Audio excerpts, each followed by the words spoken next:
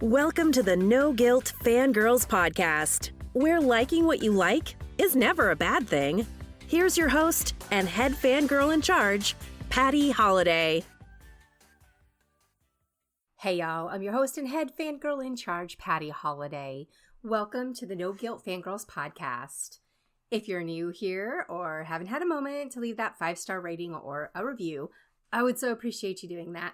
It helps with the algorithms, it helps other fangirls find us, and everyone knows it is no fun to fangirl alone. And I just noticed my dog is walking all over my hardwood floors, so if you're hearing a little clip, clop, clip, that would be Austin. He says hello, by the way. All right, so today is What You Watchin' Monday Movie Minute. Posted on a Tuesday, of course, because why not? It's 2020. Things are getting weird up in here. And what you watching, we are going to talk about a review for Scoob and a series review for the Netflix series Hollywood. And as always, I will let you know if these are kid-friendly and appropriate for what kids and what ages. And also, they are complete polar opposites. So I like to keep things exciting around here. All right, so first we're going to talk about Scoob. Now, in Scoob, this is kind of a semi-origin story. It basically tells us how Scooby and Shaggy first meet, how they become friends, and then how they team up with Fred, Velma, and Daphne and become detectives. And of course, Mystery Inc. is born. So fast forward a little bit, hundreds of cases solved, all these adventures in the bag, and Scooby and the gang have their biggest mystery yet.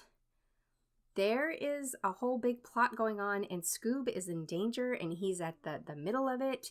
We got to stop this global dog apocalypse, and that's when the gang discovers that Scooby has a secret legacy, and who knew, right? All right, now this one is rated PG, and I think it's pretty fair as far as the rating is concerned, but there are some language issues. They try to be cute, okay, with the wording and what they try to kind of pull over your eyes. But we all know what they were trying to pull off here. We're not stupid, and neither are your kids. The overall experience of this movie, I'd say, is somewhat satisfying. I can't give it a full satisfactory experience, but it's somewhat satisfying. It won't leave you screaming for more Scooby snacks, however. It almost gets away with it, except for those meddling and meandering plot lines. It just doesn't flow as tightly as you wish it would. But guys, we're talking about Scooby-Doo here, so I mean, let's not get too deep, right? I think that if you are a casual fan of these characters, then you'll be all right, and you will enjoy what Scoob brings to the table, and your kids absolutely will. But if you are that mega fan, if you really do know all the ins and outs of the Scooby-Doo history, you might have a few more issues with the main story. You possibly will forgive the filmmakers because they put a lot of Hanna-Barbera Easter eggs and cameos throughout this entire movie, even into the credits at the end, so stick around for those. And that made it a lot of fun. It kind of felt a little like the MCU of cartoons over here. My husband and I were picking out and calling out different hidden gems that we were finding. My youngest daughter is just discovered the Boomerang app, the Boomerang channel, begged for it. And, in this time of COVID, why not? It's $5, right? So she was calling them out too and was really excited to see all these different Hanna-Barbera characters showing up in the Scooby-Doo storyline. For distraction, for a lockdown family night, you could do way worse than Scoob. So I say go ahead and rent this one. It's far from perfect. Keep your expectations, where they should be. It's, again, Scooby-Doo. This is not going to win an Oscar. But the enjoyment is ultimately there if you keep that in mind. There's going to be laughter radiating from your family. At least over here, all 4 of my kids, now they range in ages 8 up to 17.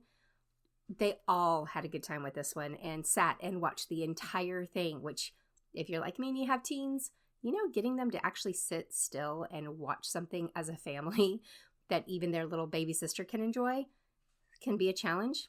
Scoob had us. Scoob had us all. Now, that question, is this one safe for kids? Two things to note. One is the way the writers were trying to appeal to all ages.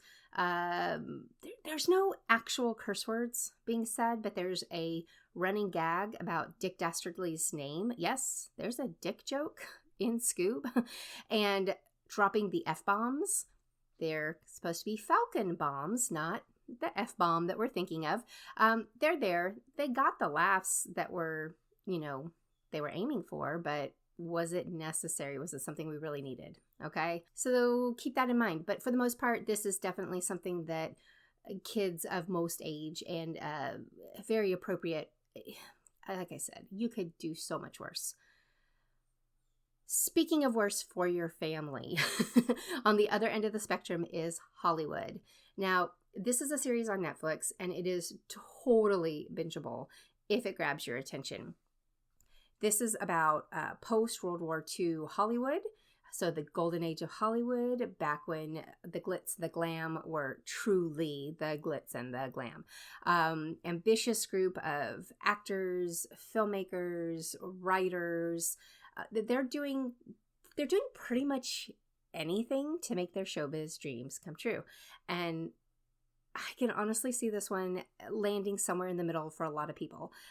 For myself, I am slightly old school Hollywood obsessed. I love Hollywood. I love Hollywood now. I love dirty, gross 70s Hollywood. I love even farther back into the 40s Hollywood. Hollywood just, it does it for me. I know that's weird, but I like Hollywood. So I was all in with this one after 2 episodes. It took about 2 episodes, but once I started watching it and I really got into it, I was wowed by the costumes and this whole idea of taking an alternate Hollywood that talked about what if things were handled a little bit differently. And oh gosh, it pulled me in. It really did. And then the actors in this show were fantastic. Dylan McDermott, Holland Taylor, Patti LuPone, Jim Parsons, Darren Criss. I mean, talent, y'all. It's Hollywood. It was interesting for me to consider what might have been if we'd gotten a clue from a social perspective, say 60 years sooner than we have, right? If you're a fan of classic Hollywood, glitz, glamour, and most of all, happy endings, yes, I'll give you a little spoiler alert, then this is a series that you might want to give a try. It's a fun watch, and if you don't take it too seriously, you'll enjoy it. There's some problems with this one. There's possibly some very problematic issues that some folks have called out, and I'm not saying they're wrong, and I'm not giving credence to that. I'm just saying if you are looking for something entertaining that you just want to zone out and have some fun with it, this could be a series for you. Now, as far as the question of kid friendliness, well, it depends on the kids in your household. I would say pretty much, unless they're like 16, 17, no. Just no. There is a lot of sex, a lot of nudity. There's whole plot lines revolving around who is sleeping with whom and why they're doing it. There's also reasons why they're doing all this sex.